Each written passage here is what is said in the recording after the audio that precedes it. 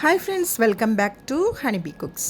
അപ്പോൾ ഇന്നത്തെ റെസിപ്പി ഒരു ചിക്കൻ ഫ്രൈഡ് റെസിപ്പിയാണ്. അപ്പോൾ നമുക്ക് വീഡിയോ ഒന്ന് കണ്ടു നോക്കാം.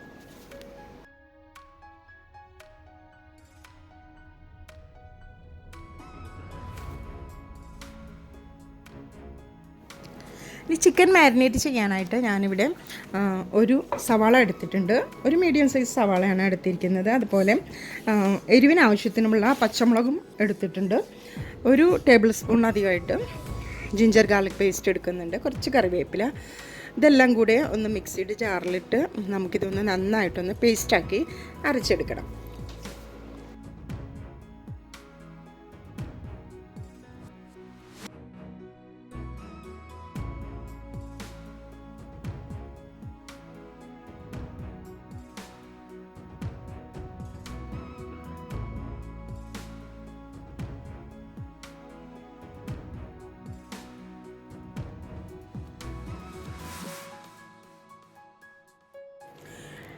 ഇനി അരച്ചു കൊണ്ടുവന്ന ഈ മിക്സ് ചിക്കനിലേക്ക് ഇട്ട് കൊടുത്ത് അതിലേക്ക് ആവശ്യത്തിനുള്ള ചില്ലി പൗഡർ ഇട്ട് കൊടുക്കുന്നുണ്ട്. ഞാനിവിടെ 2 ടേബിൾ സ്പൂൺ എടുത്തിട്ടുണ്ട്. അതുപോലെ ഒരു ഹാഫ് ടീസ്പൂൺ വലിയ ജീരകപ്പൊടിയും ഹാഫ് ടീസ്പൂൺ അതിൻ്റെ മുകളിലായിട്ട് ഗരം മസാല, ഒരു പിഞ്ച് മഞ്ഞൾപ്പൊടി, ആവശ്യത്തിനുള്ള ഉപ്പ്, ഇതെല്ലാം കൂടെ ഇട്ട് കൊടുക്കുന്നുണ്ട്. ഇനി ഇതിലേക്ക് ഇട്ട് കൊടുക്കുന്നത് നമ്മളുടെ കോൺഫ്ലോർ 2 ടേബിൾ സ്പൂൺ എടുക്കുന്നുണ്ട്. 2 ടേബിൾ സ്പൂണിന് മുകളിലായിട്ട് ഞാൻ എടുത്തിട്ടുണ്ട്. അതുപോലെ അരിപ്പൊടിയും എടുക്കുന്നുണ്ട്. അരിപ്പൊടി 1.5 ടേബിൾ സ്പൂണാണ് എടുത്തിരിക്കുന്നത്. ഇനി ഇവയെല്ലാം കൂടെ നന്നായിട്ട് നമുക്കൊന്ന് മിക്സാക്കി കൊടുക്കണം. ഇനി ഇതിലേക്ക് കളർ ആവശ്യമുള്ളവർക്ക് കളർ ചേർത്ത് കൊടുക്കാം. ഞാനിവിടെ വീഡിയോ ചെയ്യുന്നത് കൊണ്ട് മാത്രമായിട്ടാണ് ഇവിടെ കളറ് കാണിക്കുന്നത്.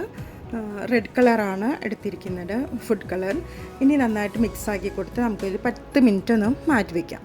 ഇനി 10 മിനിറ്റ് കഴിഞ്ഞതിന് ശേഷം നമുക്കിതൊന്ന് ഫ്രൈ ആക്കി എടുക്കണം. സാധാരണ ഫ്രൈ ആക്കി എടുക്കുന്ന പോലെ നമുക്ക് ഫ്രൈ ചെയ്തെടുക്കാം.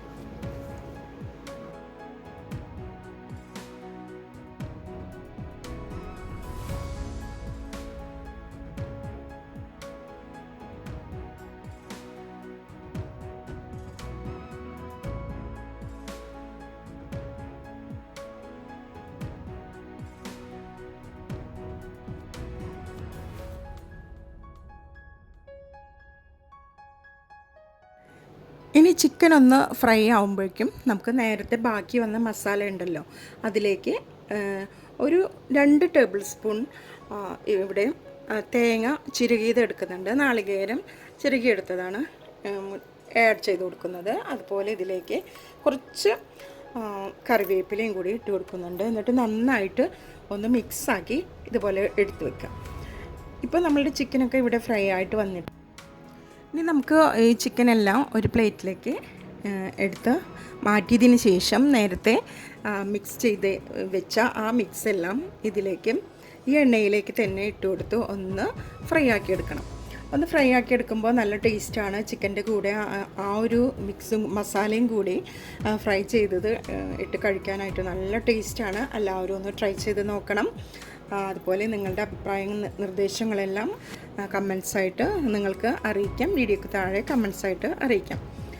അതുപോലെ ഞാൻ ഇതിലേക്ക് ഈ മിക്സ് ഇട്ട് കൊടുത്തതിന് ശേഷം കുറച്ച് പച്ചമുളക് കൂടെ ഫ്രൈ ആക്കി എടുക്കുന്നുണ്ട് കേട്ടോ. അപ്പോൾ അതും കൂടെ ഇട്ട് കൊടുക്കുമ്പോൾ നല്ല ടേസ്റ്റാണ്. പച്ചമുളക് ഫ്രൈ ആക്കി എടുത്തതും ഈ മിക്സും കൂടെ, മസാല മിക്സും ഈ ചിക്കനും കൂടെ കഴിക്കാൻ നല്ല ടേസ്റ്റാണ്. അപ്പോൾ എല്ലാവരും ട്രൈ ചെയ്ത് നോക്കിയതിന് ശേഷം അഭിപ്രായങ്ങൾ അറിയിക്കുക. അപ്പോൾ നിങ്ങളുടെ തുടർന്നുള്ള സപ്പോർട്ടും ഉണ്ടായിരിക്കണം. അപ്പോൾ നമ്മൾക്ക് മറ്റൊരു ഈസി റെസിപ്പിയുമായിട്ട് വീണ്ടും കാണാം.